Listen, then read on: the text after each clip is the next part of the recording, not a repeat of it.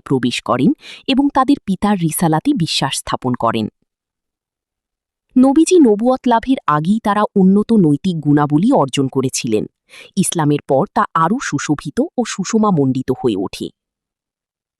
ইমাম আজজুরকানি শারহুল মাওয়াহিব গ্রন্থে ফাতিমা রাদিয়াল্লাহু তাআলা আনহা ও তার বোনদের প্রথম পর্বে ইসলাম গ্রহণের কথা বলেছেন এইভাবে। তার মেয়েদের ইসলাম গ্রহণের কথা আলাদাভাবে বলার প্রয়োজন নেই, কারণ নবুয়তের আগে থেকেই তারা তাদের বাবার জীবন, আচার আচরণ দৃঢ়ভাবে অনুসরণ ও শক্তভাবে আঁকড়ে ধরার ব্যাপারে কোনো সন্দেহ নেই। অন্য এক গ্রন্থে তিনি বলেন, নবীকন্যাদের ইসলাম গ্রহণের অগ্রগামিতার ব্যাপারে কোনো প্রমাণের প্রয়োজন নেই।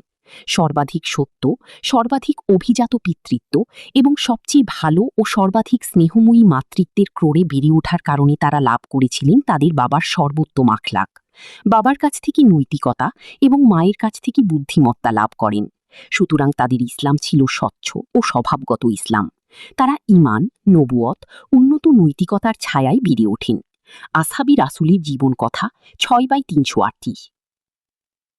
আজকে এই পর্যন্তই। যে যেখানেই থাকবেন ভালো থাকবেন, সুস্থ থাকবেন। আসসালামু আলাইকুম ওয়া রাহমাতুল্লাহি ওয়া বারাকাতুহু।